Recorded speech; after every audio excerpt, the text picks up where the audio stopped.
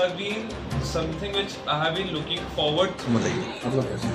मेरा नाम है शैलेश कुमार जंगल और आज का जो हमारा कार्यक्रम हो रहा है वो हो रहा है कहानियों पर, कि कहानियाँ कैसे हम बच्चों को सुना सकते हैं, कैसे हम बच्चों के अंदर वैल्यूज डाल सकते हैं। संस्कार एक बहुत ही बड़ी चीज़ है हमारे देश में, जिसे हम बोलते हैं सांस्कृतिक संपदा, जहाँ बच्चे माँ बाप के पैर छूते हैं, बड़ों की इज्जत करते हैं, हम लोग नमस्ते करते हैं, ये सारे संस्कार हैं। आजकल जो दादा दादी, नाना नानी या माँ बाप भी हैं, वो इतने बिजी हो गए अपनी ज़िंदगी में कि वो बच्चों को कहानियाँ नहीं सुना पाते हैं। जबकि हमारे टाइम में हम जब सोने वाले होते थे तो उस टाइम पे हमारे मम्मी पापा या दादा दादी हमें कहानियाँ सुनाया करते थे। कहानियाँ मेरे खुद के लिए भी बहुत ही बड़ी चीज़ है, क्योंकि उन्होंने मुझे दी जिंदगी, मुझे बताया कि क्या पावर है कहानियों की।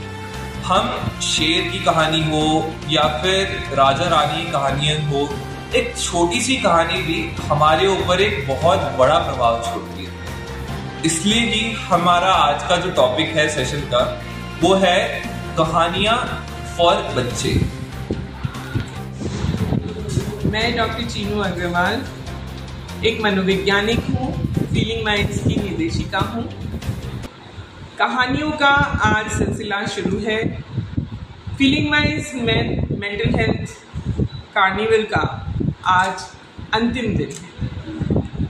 ये अंतिम दिन एक नई शुरुआत की आगाज भी है। यहाँ से अब हम कल के इवेंट की तरफ बढ़ रहे हैं, जब हमारा फॉर्मल इनॉग्रेशन फीलिंग माइंड्स के नए इंस्टीट्यूट और सेंटर का आगरा में होने जा रहा है। आज का जो कार्यक्रम है उसमें हम इस बात पर चर्चा कर रहे हैं कि बच्चों के मन के विकास में कहानियों का कितना महत्व है। कहानियों की लुप्त होती जो एक कला है, हम सब, हमारी जनरेशन शायद वो आखिरी जनरेशन थी जिन्होंने दादी नानी की रजाई में रात को सोते वक्त कहानियाँ सुनी। उन कहानियों का हमारे मानस पटल पर आज भी असर है। हमारा व्यक्तित्व, हमारे वैल्यूज़, हमारी इंटीग्रिटी, हमारी काइंडनेस, हमारे परोपकार करने की क्षमता, ये सब उन्हीं कहानियों की देन है। ये बच्चे जो लीक से हट रहे हैं, जो लॉस्ट हैं, जो समझ नहीं पा रहे हैं जीवन में उन्हें कहाँ जाना है, शायद कहानियों के अभाव में है। मेरा मानना है कि पेरेंट्स का जो पहला कर्तव्य है वो है बच्चों को संस्कृति, प्रकृति और संस्कारों से जोड़ना। पर आज इन्हीं अभिभावकों ने बच्चों को जोड़ दिया है मोबाइल फोन से। क्या हम फिर से कहानियों को उजागर कर सकते हैं, उनको फिर से हम ला सकते हैं अपने जीवन में वापस? अपने बच्चों को क्वालिटी टाइम देते वक्त क्या हम उन्हें कहानियाँ सुनाकर, अच्छी अच्छी सीख देकर उनके अंदर नैतिक मूल्यों का फिर से विकास कर सकते हैं? इसी पर आज परिचर्चा हो रही है। हमारे चीफ गेस्ट आगरा के जाने माने पीडियाट्रिशियन डॉक्टर राकेश भाटिया हैं। मिसेस पूजा बंसल हमारी आज गेस्ट ऑफ ऑनर हैं, और इनवाइटेड एक्सपर्ट बैंगलोर से आई हैं नेहा पाटिल, दिल्ली से आई हैं रूपाली चरण, और शैलेश जिंदल हमारे आज के स्टोरी टेलर है, जो कहानियाँ सुना कर सबका भरसक मनोरंजन कर रहे हैं।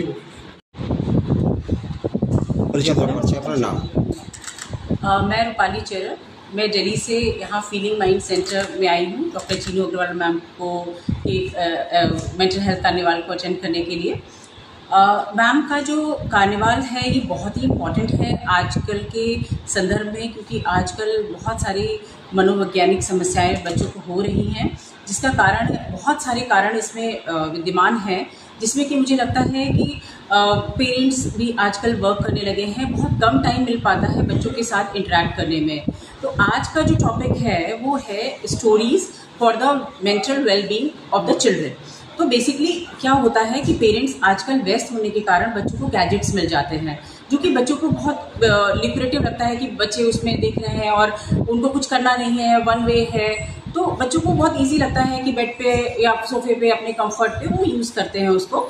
लेकिन अगर पेरेंट्स अपनी तरफ से थोड़ा सा एफर्ट्स करें कि थोड़ा सा समय निकाल करके बच्चों के साथ इंटरेक्ट करें, उनके साथ स्टोरीज जब कुछ सुनाए, ज़रूरी नहीं है कि वो पंचतंत्रा की कोई कहानियाँ हो, हमारे जीवन में भी बहुत सारी छोटी छोटी ऐसी चीज़ें होती रहती हैं, यदि हम बच्चों के साथ शेयर करें तो उससे भी बच्चे बहुत कुछ सीखते हैं। ज़रूरी नहीं है कि वो हम एक मॉरल वैल्यूज़ ही दे रहे हों, कई बार होता है कि कुछ हंसी मजाक का भी हो सकता है, कोई व्यंग का विषय हो सकता है जो बच्चों के मान लो थके हों तो उनको उत्साहित कर सकता है।